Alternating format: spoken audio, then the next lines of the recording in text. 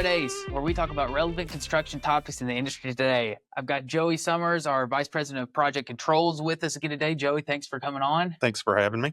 So today we're going to be talking about pre-mobilization. So the strategic value of pre-mobilization support. Now that's something that we started doing a couple of years ago, and we've had really great success with it. So Joey, tell us a little bit about pre-mobilization, what it is, and why it's so important. Yeah. So essentially, pre-mobilization, just like it sounds, that's before you mobilize to the job site. It's the very critical part of a project, really, when you go from award of the project to boots on the ground on site. It's that phase in between that's very, very critical to get your submittals lined out, get a proper plan in place, get everybody in the right spot, and kick the project off the right way. So when we started all of this with some of our clients, it seemed like the time just was kind of getting wasted. Why do you think that is? That pre-mobilization time, a lot of times, people think it's idle time when it really shouldn't be. Right. I feel that a lot of it has to do with the fact that, you're bid on a project. A lot of times you don't know for sure if you're going to get it or not. All of a sudden you're awarded the project. You probably have people in mind to put on the project, but they're not necessarily just sitting on the bench waiting to go. Right. They're on other projects. They might be coming off of other projects. They might live somewhere else in the United States. They got to relocate. It's kind of a scrambled time to get everybody mobilized on site. Same with subcontractors. A lot of times they're hoping they get the work, but they don't know for sure that they're getting it. Sure. All of a sudden they get an award, then they've got to get everything in place. So, a lot of times the sense of urgency and pressure isn't really there during the pre-mob phase because everybody's looking ahead. Well, I've got to have my people on site this date. They're not thinking as much about all the steps leading up to that they need to take care of beforehand. Gotcha. And so for everybody out there that's watching, when we say, hey, we're going to do pre-mob setup for you guys, what are some services within pre-mob? Because every client's different with exactly where they're at in the process before a project gets started. Could you just give me some of the items that we do for clients during a pre-mobilization process? Yeah, absolutely. Like you said, it really depends on the client, the project, the situation, what the needs are. Like I said, a lot of times they're still trying to pull people to get them on the project full time. So there's a lot of gaps typically. Right. And we essentially can help fill those gaps, whatever they might be. One of the big things that we see with our clients is they really want help with the critical submittals that they have to have on the front end. Yeah. A lot of the submittals, the safety plan, quality control plan, those have to be in place before you can even step foot on site. So we can help with that. We can help get that in place, get it submitted, reviewed, approved. And then any other long lead items, we can get those rolling so you don't have delays in the schedule. Sure. Speaking of the schedule, we can help with that. So really just wherever the gap is, maybe you don't have a quality control manager on site yet. So we can have a person fill that gap. Get RMS, Procore, whatever system you're using, get that set up, get it in place, get the submittals rolling, checking in with subcontractors, making sure they're getting their stuff going and getting a plan in place. So really it just depends on what the client needs. We can be that easy button to help out.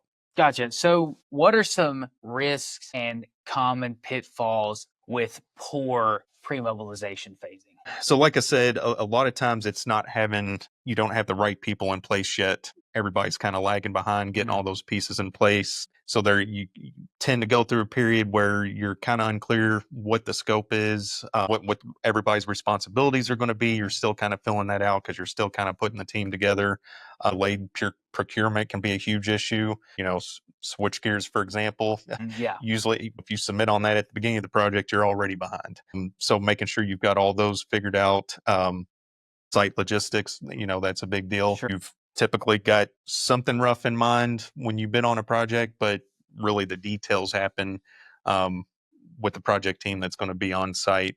And then turnover from estimating to field. The estimator's looking at a project one way, he's thinking this is how it should be built, but you get the project manager on site, superintendent, and they might have different ideas. So making sure you get that transition in place as well, very, very critical. And that last one I think also is real important too, because the project manager could get on site and site conditions could be different than when they originally estimated the job. There could be all sorts of other stuff going on. So if you don't have a good pre-mob setup, you're going to ultimately get behind before you ever even get started. Exactly.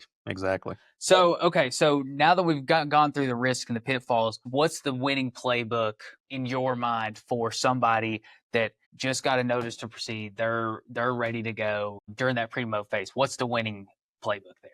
So essentially, planning, planning, planning. This is the Yeah. time where you can get all the planning, in the right spot, get all the people in their right place, and really set up the project for success. So part of that entails having meetings with all the stakeholders. Meet with your subcontractors, the PMs, the superintendents for subcontractors. Get everybody to start talking and get them on the same page. So it's not they're showing up on the job site day one and everybody's scrambling trying to figure things out.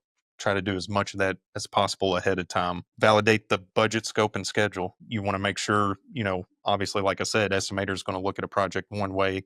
The project manager, superintendent might look at it a different way. So making sure you're going through everything that the estimator set up and make sure that you agree with it. And if you don't, go ahead and plan for it. Maybe they underestimated something. That's an issue you're going to have to deal with eventually in the project. Put a plan in place before you even get there. I mentioned already, but planning out the site logistics and details, get somebody out on site, see if there's differing conditions, start putting plan in place for that. And kind of alluded to this already, but engaging the field teams as early as possible, reach out to the subcontractors. Hey, what foreman are you going to put on this project? I want him to start looking at the plans, start asking some detailed questions so that they're at least thinking about the project before they show up. Gotcha. Okay.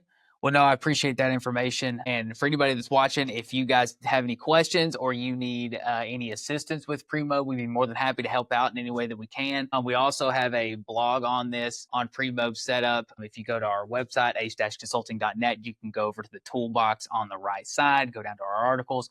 We've got hundreds and hundreds of articles that we've written. This is one of those. So if you need help with anything, give us a holler. Work with experts, work with ACE.